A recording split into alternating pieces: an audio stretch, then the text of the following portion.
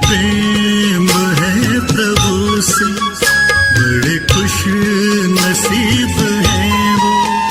जिन्हें प्रेम है प्रभु से, बड़े खुश नसीब हैं वो। पहुँचे कर्म उनके, चाहे गरीब है वो।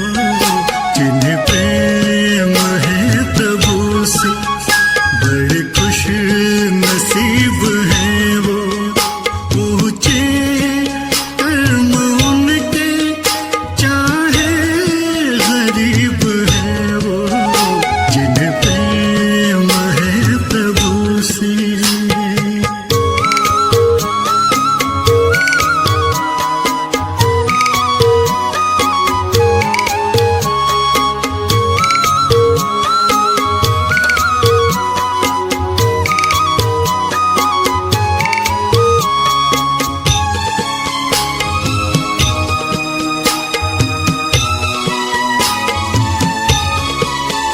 प्रभु नाम का ही चिंतन, प्रभु रूप का ही दर्शन।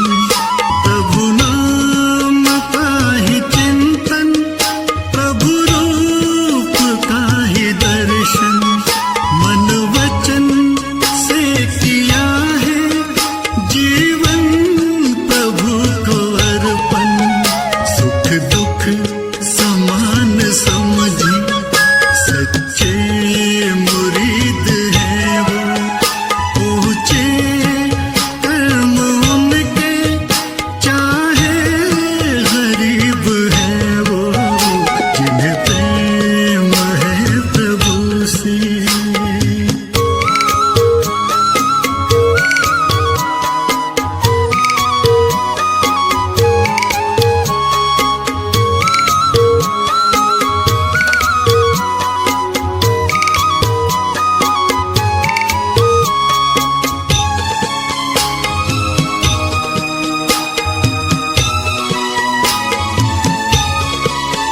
नहीं बैर है किसी से, कोई नहीं पराया।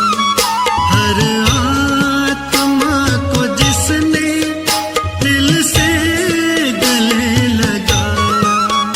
लगते सभी को प्यारे, हर दिल अजीज है वो। पहुँचे कर्म उनके, चाहे गरीब है वो। जिन्हें प्रेम है प्रभु से।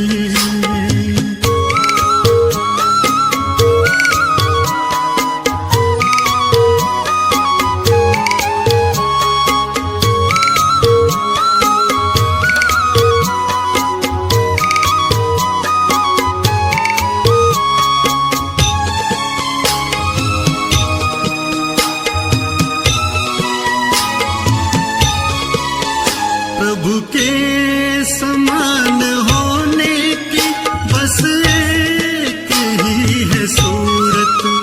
धन वैभव वो न देखे, शुद्ध प्रेम की जरूरत।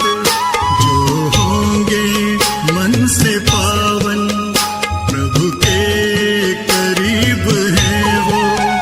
पहुँचे कर्म उनके, चाहे गरीब है वो।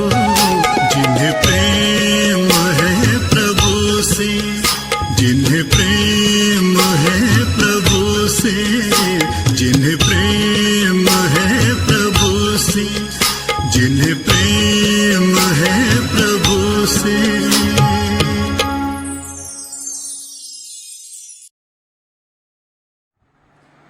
शांति बाबा की याद में 3 बार ओम शांति ध्वनि उच्चारण करेंगे।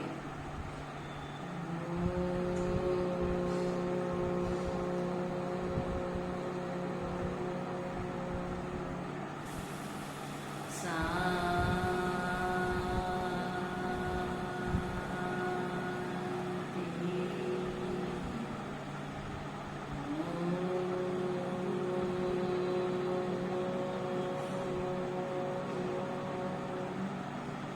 शांति।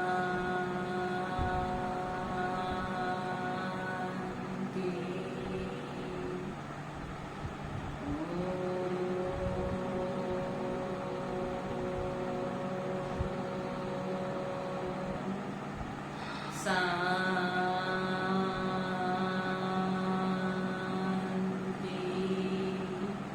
ओम शांति। आज बाबा की 16/9/2020 के मधुर महावाक्य। बाबा कहते, मीठे बच्चे, बाप आए हैं सबके दुख हरकर सुख देने, इसलिए तुम दुख हरता के बच्चे किसी को भी दुख मत दो। ना, हमारा बाप दुख हरता सुख करता है, तो हम भी दुख हरता सुख करता के बच्चे कभी भी दुख दे नहीं सकते। प्रश्न है, ऊंच पर पाने वाले बच्चों की मुख्य निशानी क्या होगी? पर पाने वाले बच्चों की मुख्य निशानी क्या होगी? उत्तर बाबा कहती, पहला पॉइंट, वे सदा श्रीमत पर चलते रहेंगे। दूसरा, कभी हर्ट नहीं करेंगे। तीसरा पॉइंट, अपने को आपे ही रास तिलक देने के लिए पढ़ाई पर गैलप करेंगे। चौथा पॉइंट, अपने को कभी घाटा नहीं डालेंगे। पांचवा पॉइंट, सर्व प्रति रहम दिल और कल्याणकारी बनेंगे। उन्हें सर्विस का बहुत शौक होगा। छठा पॉइंट, कोई भी तुच्छ काम नहीं करेंगे, लड़ेंगे झगड़ेंगे नहीं। इतने सारे पॉइंट्स, मुख्य 6 पॉइंट्स बाबा ने बताया। ऊंच पद पाने वाले बच्चों की मुख्य निशानी। तो ये 6 पॉइंट हम सभी बच्चे अपने आप को चेक करेंगे। गीत है, तूने रात गवाई सो के, दिवस गवाई खा के, हीरे जैसा जीवन को कौड़े के पीछे खोया गे। ओम शांति। रूहानी बच्चे रूहानी बाप के सामने बैठे। अब इस भाषा को तो तुम बच्चे ही समझते हो और कोई नया समझ न सके। जो भी नए बच्चे यहाँ आएंगे, बाबा की भाषा को तो समझ न सके।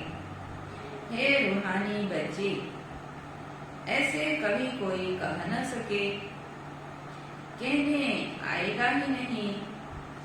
तुम जानते हो, हम रूहानी बाप के सामने बैठे, जिस बाप को यथार्थ रीति कोई भी जानते नहीं। भल अपने को भाई भाई भी समझते हैं। हम सब आत्माएं हैं, बाप एक है, परंतु यथार्थ रीति नहीं जानते। जब तक सम्मुख आकर समझे नहीं, तब तक समझे भी कैसे? तुम भी जब सम्मुख आते हो तब समझते हो। तुम हो ब्राह्मण ब्राह्मणिया, तुम्हारा सरनेम ही है ब्रह्मा बंसी, ब्रह्मा कुमार कुमारिया। शिव की तो सब आत्माएं हैं। तुमको शिव कुमार व शिव कुमारी नहीं कहेंगे, है ना? क्या कहेंगे? ब्रह्मा कुमार ब्रह्मा कुमारिया। यह अक्षर रंग हो जाता है। कुमार हो तो कुमारी भी हो। शिव की सब आत्माएं हैं। कुमार कुमारी तब कहा जाता जब मनुष्य के बच्चे बनते। शिव के बच्चे तो निराकारी आत्माएं हैं। मूल वतन में सब आत्माएं ही रहती हैं, जिनको सालिग्राम कहा जाता है। यहाँ आते हैं तो फिर कुमार और कुमारियां बनते हैं जिस्मानी, है ना। जब हम शरीर में हैं तो कुमार कुमारियां बनते हैं, और जब सिर्फ आत्मा है, आत्माएं तो सब भाई भाई हैं। वास्तव में तुम वो कुमार शिव बाबा के बच्चे, कुमारियां और कुमार तब बनते जब शरीर में आते हैं। तुम बीके हो, इसमें भाई बहन कहलाते हो। अभी इस समय तुमको नॉलेज मिली है, तुम जानते हो बाबा हमको पावन बनाकर ले जाएंगे। आत्मा जितना बाप को याद करेगी तो पवित्र बन जाएंगी। आत्माएं ब्रह्मा मुख से यह नॉलेज पढ़ती हैं। चित्रों में भी बाप की नॉलेज क्लियर है, इसलिए किसी को समझाते हैं तो चित्र देख करके समझाना चाहिए। किसी बाबा कौन है, क्या है, कैसा है, उसकी महिमा क्या है, गुण क्या है, चित्र देखकर समझाएंगे तो अच्छी रीति समझ जाएंगे। शिव बाबा ही हमको पढ़ाते हैं, न कृष्ण पढ़ा सकते, न कृष्ण द्वारा बाप पढ़ा सकते हैं। कृष्ण तो वैकुंठ का प्रिंस है, यह भी तुम बच्चों को समझाना है ना, कि कृष्ण भी ब्रह्मा कुमारी ईश्वरीय विश्वविद्यालय से पढ़ाई पढ़ करके कृष्ण बना है। कृष्ण तो स्वर्ग में अपने माँ बाप का बच्चा होगा, स्वर्गवासी बाप का बच्चा होगा। वो वैकुंठ का प्रिंस है, उनको भी कोई जानते नहीं। कृष्ण जयंती पर अपने अपने घरों में कृष्ण के लिए झूले बनाते हैं, वह मंदिरों में झूले बनाते हैं। माताएं जाकर गोलोक में पैसे डालती हैं, पूजा करती हैं। आजकल क्राइस्ट को भी कृष्ण मिस्टर बनाते हैं, ताज आदि पहनाकर माँ की गोद में दे देते हैं, जैसे कृष्ण को दिखाते हैं, है ना। कृष्ण को जैसे सजाते हैं, तिलक ताज आदि, तो ऐसे क्राइस्ट को भी सजाते हैं। आजकल क्राइस्ट को भी कृष्ण मिसल बनाते हैं। अब कृष्ण और क्राइस्ट राशि तो एक ही है, वो लोग कॉपी करते हैं। नहीं तो कृष्ण के जन्म और क्राइस्ट के जन्म में बहुत फर्क है। क्राइस्ट का जन्म कोई छोटे बच्चे के रूप में नहीं होता है। क्राइस्ट की आत्मा ने तो कोई में जाकर प्रवेश किया, सुना। क्राइस्ट की आत्मा कभी भी छोटा बच्चा बन के जन्म नहीं लेता है। क्राइस्ट की आत्मा ने तो कोई में जाकर प्रवेश किया। किसने प्रवेश किया? यीशु के शरीर में। बीज से पैदा हो न सके। आगे क्राइस्ट को कभी छोटा बच्चा नहीं दिखाते थे, क्रॉस पर दिखाते थे। यह भी दिखाते हैं, बच्चे जानते हैं धर्म स्थापक को कोई ऐसे मार न सके तो किसको मारा? क्राइस्ट तो पवित्र आत्मा है ना, धर्म स्थापक, कोई उनको ऐसे मार न सके। तो बाबा कहते किसको मारा? जिसने प्रवेश किया उनको दुख मिला। क्राइस्ट की आत्मा तो दुख नहीं होगा, लेकिन जिस तरह ने प्रवेश किया यीशु की आत्मा ने दुख भोगा। सतो प्रधान आत्मा को दुख कैसे मिल सकता? उसने क्या कर्म किए जो इतने दुख भोगे? आत्मा ही सत्य प्रधान अवस्था में आती है, सबका हिसाब किताब चुप्त होता है। इस समय बाप सबको पावन बनाते हैं, वहां से सत्य प्रधान आत्मा आकर दुख भोग न सके। आत्मा ही भोगती है ना, सुख दुख तो आत्मा ही भोगती है। तो जो भी आत्मा परम धाम से आती है वो कभी भी दुख भोग न सके। ये ईश्वरीय नियम बना हुआ है। आत्मा शरीर में है तो दुख होता है। मुझे दर्द है, यह किसने कहा? इस शरीर में कोई रहने वाला है, वह कहते हैं परमात्मा अंदर है। तो ऐसे थोड़े ही कहेंगे हमको दुख है। सर्व में परमात्मा विराजमान है तो परमात्मा कैसे दुख भोगेगा? यह आत्मा पुकारती है, हे परमपिता परमात्मा हमारे दुख हरो। पारलौकिक बाप को ही आत्मा पुकारती है। तुम अभी जानते हो बाप आया हुआ है, दुख हरने की युक्ति बता रहे हैं। आत्मा शरीर के साथ ही एवर हेल्दी वेल्दी बनती है। मूल वतन में तो हेल्दी वेल्दी नहीं कहेंगे, वहाँ कोई सृष्टि थोड़ी ही है। वहाँ तो है ही शांति। शांति स्वधर्म में टिके हुए हैं। अभी बाप आएगी सबके दुख हरकर सुख देने। तो बच्चों को भी कहते हैं तुम मेरे बनो। किसके बनो? बाबा कह रहे हैं तुम मेरे बनो, किसी को दुख नहीं देना। यह लड़ाई का मैदान है परंतु गुप्त है, वह है प्रत्यक्ष। यह जो गायन है, युद्ध के मैदान में जो मरेंगे वह स्वर्ग में जाएंगे, उसका अर्थ भी समझाना पड़े। इस लड़ाई का महत्व देखो कितना है। बच्चे जानते हैं इस लड़ाई में मरने से कोई स्वर्ग में जा न सके, परंतु गीता में भगवान वाच्य है, उनको मानेंगे तो सही ना। गीता में जो लिखा है लड़ाई के मैदान में जो मरेंगे स्वर्ग में जाएंगे, तो बाबा कह रहे हैं उनको तो सभी मानेंगे ना। तो कौन सी लड़ाई है? महाभारत लड़ाई, ये तो समझते नहीं। भगवान ने किसको कहा? उस लड़ाई वालों को कहा या तुमको कहा? किनको कहा भगवान ने? दोनों को कहा। उनको भी समझा जाता है।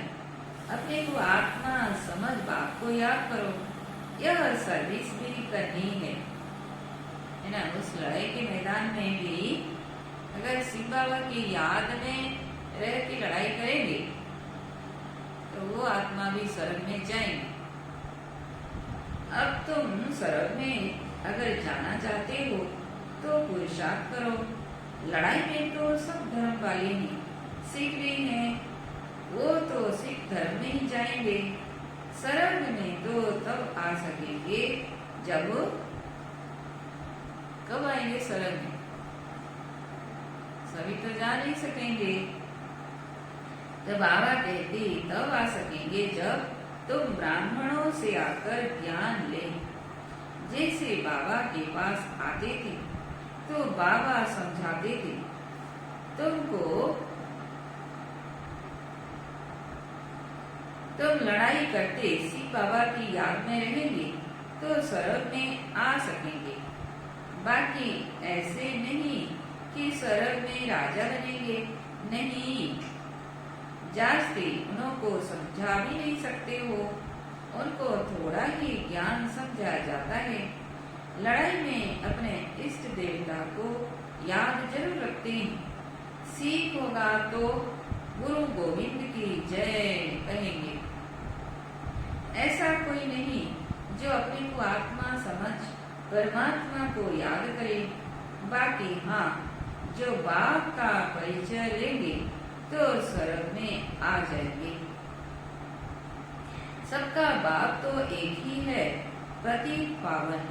वह पतितों को कहते हैं मुझे याद करने से तुम्हारे पाप कट जाएंगे और मैं जो सिद्धांत स्थापन करता हूँ उसमें तुम आ जाएंगे। लड़ाई में भी शिव बाबा को याद करेंगे तो स्वर्ग में आ जाएंगे। उस युद्ध के मैदान की बात और है, यहाँ और है। हम भी तो युद्ध के मैदान में है ना, माया पान विकार के साथ लड़ाई कर रही है। बाप कहते हैं ज्ञान का विनाश नहीं होता। शिव बाबा के बच्चे तो सब हैं। अगर शिव बाबा कहते हैं, अब शिव बाबा कहते हैं माँ में कम याद करने से तो मेरे पास आ जाएंगे मुक्ति धाम। फिर जो ज्ञान सिखाया जाता है वो पढ़ेंगे तो स्वर्ग की राजाई मिल जाएगी। कितना सहज है। दो बातें सर्च करके बाबा बताते हैं, एक तो शिव बाबा को याद करो तो मुक्ति धाम चली जाएंगे, और ज्ञान अच्छी रीति पढ़ेंगे तो स्वर्ग की राजाई मिल जाएगी। तो कितना सहज है। स्वर्ग में जाने का रास्ता सेकंड में मिल जाता है। हम आत्मा बाप को याद करती हैं। लड़ाई के मैदान में तो खुशी से जाना है, कर्म तो करना ही है। देश के बचाव के लिए सब कुछ करना पड़ता है। वहाँ तो है ही एक धर्म, मतभेद की कोई बात नहीं। यहाँ कितना मतभेद है। पानी पर, जमीन पर झगड़ा है ना, सब तरफ झगड़ा, धरती पर भी झगड़ा। पानी बंद कर देते हैं तो पत्थर मारने लग पड़ते हैं। एक दो को अनाज नहीं देते तो झगड़ा हो जाता है। तुम बच्चे जानते हो हम अपना स्वराज्य स्थापन कर रहे हैं। पढ़ाई से राज्य पाते हैं। नई दुनिया जरूर स्थापन होनी है। नोंद है तो कितनी खुशी होनी चाहिए। कोई भी चीज में लड़ने झगड़ने की कोई बात नहीं। रहना भी बहुत साधारण है। बाबा ने समझाया है, तुम ससुर घर जाते हो इसलिए अब वनवाह में हो। वनवाह मने गृहस्थी में रहते हुए बिल्कुल साधारण रहना, एकदम सिंपल रहना। सभी आत्माएं जाएंगी, शरीर थोड़े ही जाएंगे। शरीर का अभिमान भी छोड़ देना है। हम आत्मा हैं।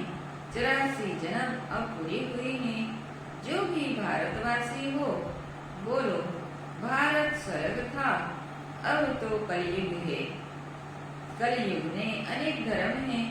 सतयुग में एक ही धर्म था। कौन सा धर्म? आदि सनातन देवी देवता धर्म। वायुमंडल देखेंगे ना तो बाप बच्चों को समझाते हैं, बाप तो सभी का है ना, सबका हक है। बाप कहते हैं मैं आया हूँ और सबको कहता हूँ माँ में कम याद करो तो तुम्हारे विक्रम विनाश होंगे। अभी तो मनुष्य समझते हैं कभी भी लड़ाई हो सकती है, अचानक कभी भी हो सकती है। यह तो कल भी हो सकती है। लड़ाई जोर भरने में देरी थोड़ी ही लगती है। एक बार शुरू हो गया तो धमाधम लड़ाई चलेगी। परंतु तुम बच्चे समझते हो अभी हमारी राजधानी स्थापन हुई नहीं है तो विनाश कैसे हो सकता है। अर्जुन बाप का पैगाम ही चारों तरफ कहाँ दिया है। प्रति पावन बाप कहते हैं मुझे याद करो तो विक्रम विनाश होंगे। यह पैगाम सबके कानों पर जाना चाहिए ना। तो सोचो हम सभी ने ये पैगाम दिया है, बाप की पैगाम, ये पति पावन बाप को याद करो तो विक्रम विनाश होंगे। तो यह पैगाम सबके कानों पर जाना है। पर लड़ाई लगे, बांस भी लग जाए, परंतु तुमको निश्चय है कि हमारी राजधानी जरूर स्थापन होनी है। तब तक विनाश हो नहीं सकता। है ना, ये पूरा पक्का निश्चय है कि जब तक हमारी राजधानी स्थापन नहीं हुई है तब तक विनाश हो नहीं सकता। विश्व में शांति कहते हैं ना, विश्व में वार होगी तो विश्व को खत्म कर देंगे। यह है विश्वविद्यालय। सारे विश्व को तुम नवेद देते हो, एक ही बात आकर सारे विश्व को पलटाते अर्थात परिवर्तन करते हैं। वो लोग तो कलम की आई हुई लाखों वर्ष कह देते हैं। तुम जानते हो इनकी आयु कितना वर्ष? पूरे 5000 वर्ष है। कहते हैं क्राइस्ट से 3000 वर्ष पहले हेवन था। इस्लामी, बौद्धी आदि सबका हिसाब किताब निकालते हैं। उनसे पहले दूसरे कोई का नाम है नहीं। तुम अंगे अक्षरे बता सकते हो तो तुमको कितना नशा रहना चाहिए। झगड़े आदि की बात ही नहीं। झगड़ते हैं वह जो लड़ाई झगड़ा करते हैं उनको क्या कहते बाबा? निधन के होते हैं, अर्थात जिनका माँ बाप नहीं होते हैं, अरफान होते हैं। तुम अभी जो पुरुषार्थ करेंगे एक ही जन्म के लिए प्रारब्ध बन जाएगी। लड़ेंगे झगड़ेंगे तो क्या होगा? तो ऊंच पद भी नहीं मिलेगा, सजाएं भी खानी पड़ेगी। कोई भी बात है, कुछ भी चाहिए तो बाप के पास आओ। गवर्नमेंट भी कहती है ना, तुम फैसला अपने हाथ में नहीं उठाओ। कोई कहते हैं हमको विलायत का वोट चाहिए, तो बाबा क्या कहेंगे? बाबा कहेंगे बच्चे अभी तो वनवाह में हो, विलायत का वोट तो कितना कॉस्टली होती है ना, और अभी हम तो वनवाह में हैं। साधारण पहनना है, साधारण खाना है, वहाँ तुमको बहुत माल मिलेंगे। याद रखो, वहाँ सत्युग में जो चाहिए बहुत माल मिलेंगे। बात तो राइट ही समझाएंगे ना कि यह बात ठीक नहीं है, यहाँ तुम यह आस क्यों रखते हो, यहाँ तो बहुत सिंपल रहना चाहिए। सिंपल लिविंग हाई थिंकिंग कहा जाता है। नहीं तो देखो अभिमान आ जाता है, इसमें अपनी नहीं चलानी होती है। बाबा जो कहे, बीमारी आदि है, डॉक्टर आदि को भी बुलाते हैं। दवाई आदि से संभाल तो सबकी होती है, फिर भी हर बात में बाप बैठा है। श्रीमत तो श्रीमत है ना, निश्चय में विजय है। वो तो सब कुछ समझते हैं ना। बाप की राय पर चलने में ही कल्याण है, अपना भी कल्याण करना है। कोई को बर्थ पाउंड बना नहीं सकते हैं तो बर्थ नाटे पेनी ठहरे ना। पाउंड बनने लायक नहीं, यहाँ वैल्यू नहीं तो वहाँ भी वैल्यू नहीं रहेगी ना। याद रखो, यहाँ हमारे वैल्यू नहीं होगी तो वहाँ भी वैल्यू नहीं रहेगी। सर्विसेबल बच्चों को सर्विस का कितना शौक रहता है, चक्र लगाते रहते हैं। सर्विस नहीं करते तो उनको क्या कहेंगे? तो बाबा कहते उनको रहमदिल कल्याणकारी कुछ भी नहीं कहेंगे। बाबा को याद नहीं करते तो कुछ काम करते रहेंगे, है ना। बाबा को याद नहीं करते तो क्या करेंगे? तुच्छ काम करते रहेंगे, पद भी तुच्छ पाएंगे। ऐसे नहीं हमारा तो शिव बाबा से योग है, यह तो है ही बीके। शिव बाबा ब्रह्मा द्वारा ही ज्ञान दे सकते हैं। सिर्फ शिव बाबा को याद करेंगे तो मुरली कैसे सुनेंगे ना। तो शिव शिव बाबा को कैसे याद करना है? निराकार तो मुरली नहीं सुनाएगा ना। ब्रह्मा के तन में भ्रुकुटी के बीच में शिव बाबा को याद करो। सिर्फ शिव बाबा को याद करेंगे तो मुरली कैसे सुनेंगे? फिर नतीजा क्या होगा? पढ़ेंगे नहीं तो पद क्या पाएंगे? यह भी जानते हैं सबकी तकदीर ऊंच नहीं बनती है। वहाँ भी तो नंबरवार पद होंगे। पवित्र तो सबको होना है, तो कंपलसरी है। पवित्र सबको होना नहीं है, चाहे योग बल से पवित्र बनो चाहे भोग बल से, परंतु बनना तो है ही। आत्मा पवित्र बनने बगैर शांति धाम जा नहीं सकते। बाप समझाते हैं तुम सबको यह ज्ञान सुनाते चलो। कोई भल अभी नहीं भी सुनते, आगे चलकर जरूर सुनेंगे। सुनाते चलो।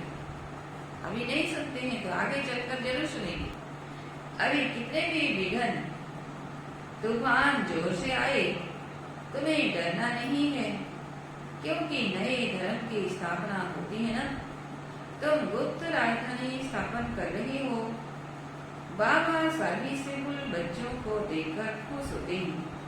तुम्हें अपने को आप ही राज तिलक देना है, श्रीमत पर चलना है। इसमें अपना हट चल न सके। मुफ्त अपने को घाटी में नहीं डालना चाहिए। बाप कहते हैं बच्चे सर्विसेबल और कल्याणकारी बनो, है ना। क्या बनो? एक तो सर्विसेबल बनो और दूसरा कल्याणकारी बनो। स्टूडेंट को टीचर कहेंगे ना, पढ़कर डेवलप करो। तुमको 21 जन्मों के लिए सरल की स्कॉलरशिप मिलती है। यूनिवर्सिटी में जाना यही बड़ी स्कॉलरशिप है। स्कॉलरशिप क्या है? राजा के यूनिवर्सिटी में जाना, ये है सबसे बड़ी स्कॉलरशिप। अच्छा, मीठे मीठे से लगे बच्चों प्रति माँ पिता बाप दादा का याद प्यार और गुड मॉर्निंग। रूहानी बाप की रूहानी बच्चों को नमस्ते। हम रूहानी बच्चों की रूहानी बाप दादा को याद प्यार गुड मॉर्निंग और नमस्ते। धारणा के लिए मुख्य सार।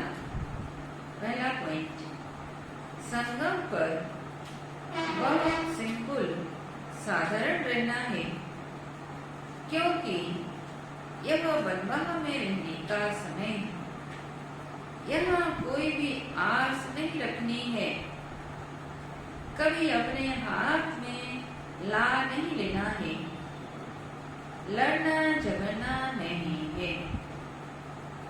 दूसरा पॉइंट, विनाश के पहले नई राजधानी स्थापन करने के लिए सबको बाप का पैगाम देना है कि बाप कहते हैं मुझे याद करो तो विक्रम विनाश हो और तुम पावन बनो। वरदान है, बाप द्वारा सफलता का तिलक प्राप्त करने वाले सदा आज्ञाकारी देव तक नसीब भव। बाप द्वारा सफलता का तिलक प्राप्त करने वाले सदा आज्ञाकारी देव तक नसीब भव। विस्तार में, भाग्य विधाता बाप रोज अमृत वेले अपने आज्ञाकारी बच्चों को सफलता का तिलक लगाते हैं। आज्ञाकारी ब्राह्मण बच्चे कभी मेहनत व मुश्किल शब्द मुख से तो क्या संकल्प में भी नहीं ला सकते हैं। वह सहज योगी बन जाते हैं। इसलिए कभी भी दिल शिकस्त नहीं बनो। लेकिन सदा दिल तख्त नसीम बनो, रहम दिल बनो, अहम भाव और वहम भाव को समाप्त करो। स्लोगन है, विश्व परिवर्तन की डेट नहीं सोचो, स्वयं के परिवर्तन की घड़ी निश्चित करो। विश्व परिवर्तन की डेट नहीं सोचो, स्वयं के परिवर्तन की घड़ी निश्चित करो। ओम शांति।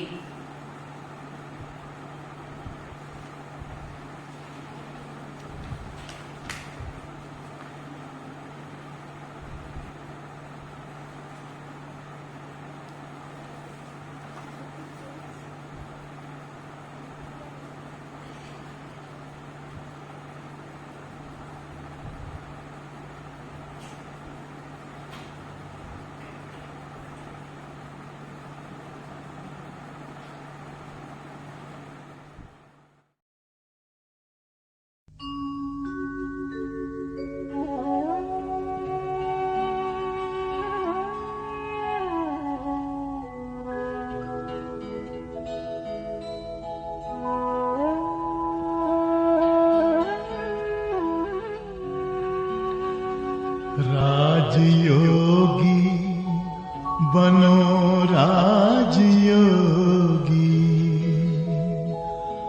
मेरे प्यारो बनो राजयोगी। राजयोगी बनो राजयोगी,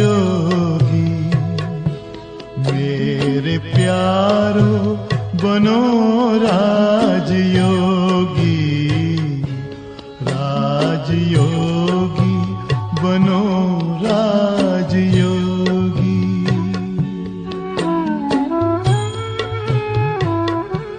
जिंदगी में परम शांति होगी, मेरे प्यारो बनो राजयोगी। राजयोगी बनो राजयोगी।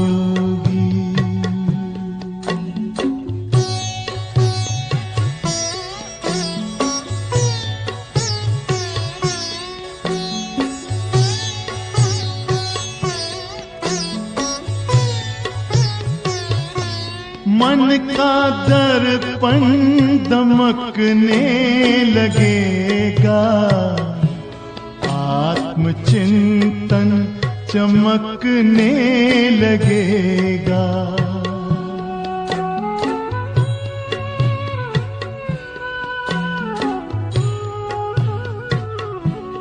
मन का दर्पण दमकने लगेगा, आत्मचिंतन चमकने लगेगा। योग पथ पर जरा चल के देखो, सारा जीवन महकने लगेगा। सारी काया हो, सारी काया बनेगी निरोगी। मेरे प्यारो बनो राजयोगी।